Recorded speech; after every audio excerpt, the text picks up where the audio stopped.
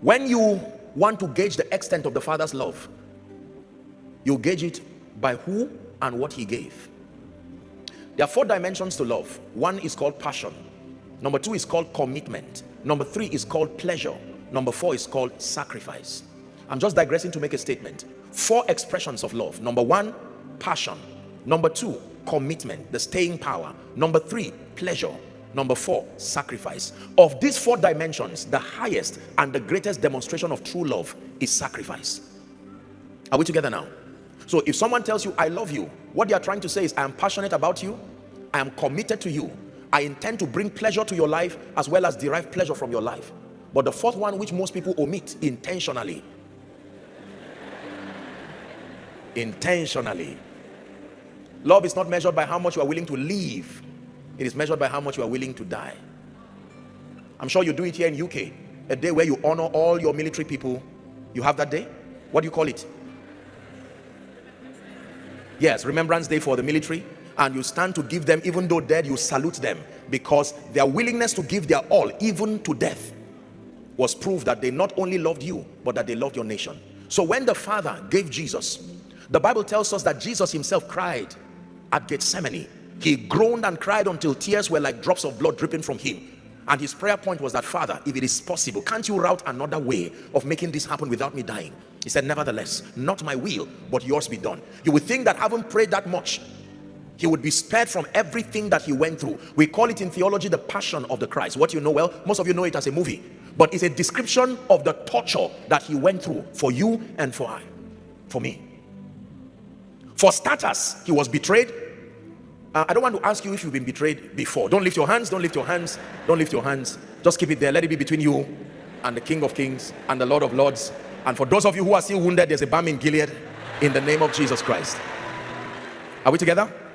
So I'm not going to attempt to ask you if you have been betrayed, but I presume you have. All you need to do is to live long enough, and you will know that this world is not as friendly as it purports to be as a baby. You know, babies smile in the hospital, they tickle them and make them believe that it's such a beautiful, flawless world. And then as they grow, they learn that that description was not exactly accurate. Okay, but let me have your attention. I hope you understand me so far. So Jesus went through all of this torture. Emotionally, he was tortured spirit, soul, and body, because man fell spirit, soul, and body. And the Bible tells us that he was lacerated, he was whipped. 40 save 1. They whipped him, and you know the way their stripes were made of bones and metals and needles, and you can imagine the whole body bleeding. And then a crown of thorn was placed upon his head, and they made mockery of him. Then he was given a heavy cross and driven to Golgotha, the righteous man, the sinless one, becoming sin for those he loved.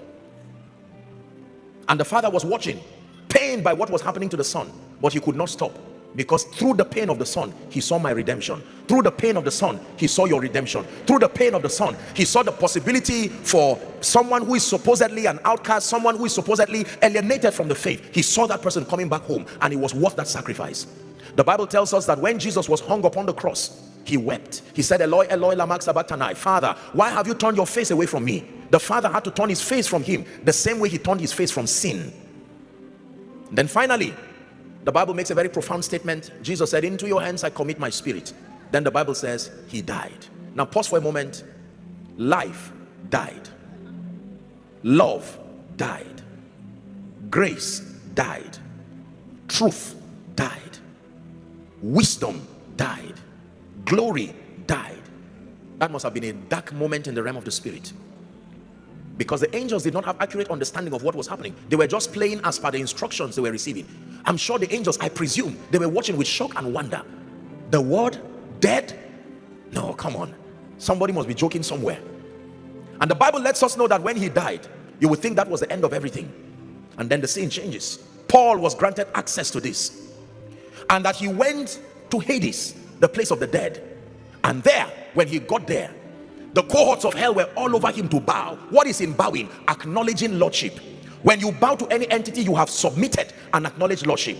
And since Satan tried to negotiate it gently in Matthew chapter 4, and Jesus said, no, I will not bow to you, the cohorts of hell, now that he had become sin, the Holy Spirit was not in hell to assist him. The anointing was not in hell to assist him. No. And the Bible says, when the legal claims of justice was fulfilled, he made a public show of them. Worthy is the Lamb the throne.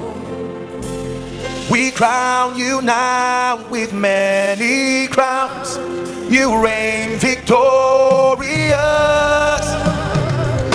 high and lifted up, Jesus, Son of God, the darling of heaven, crucified. Worthy is the Lamb. Sing it one more time. Worthy is the Lamb. Worthy is the Lamb. Shabalaka paranto sabradakata. We crown you now with many crowns. You reign victorious, high and lifted up, Jesus, Son of God, the darling of heaven, crucified. Worthy is the Lamb. Worthy is the Lamb. The hymn writer says, up from the grave he arose, with the mighty triumph o'er his foes. He arose the victor from the dark domain, and he reigns and lives forever with the saints to reign. Listen, ladies and gentlemen, I want you to know that when Jesus triumphed over sin, over Satan, over hell, over the grave, he also triumphed over curses. He also triumphed over defeat. He also triumphed over depression, triumphed over mental health crisis. He triumphed over cancer. Come on now, over cancer. He triumphed over high blood pressure. He triumphed over blindness. He triumphed over deafness. Are we together? Here's how he said about himself, speaking with respect to this: I am he that was dead, but I'm now alive. It's true that I died. I died for your sake. I died for your pain. I died for your sickness. I died for your sorrow. I died for that misery. But now, when I rose, listen, now watch this. Here is how the technology of redemption works. That if it was seen as righteousness for an unrighteous man to be, or a righteous man to be declared unrighteous, then similarly it must also be righteous for an unrighteous man, you and I, through that one who has died, to now be declared righteous. Are we together?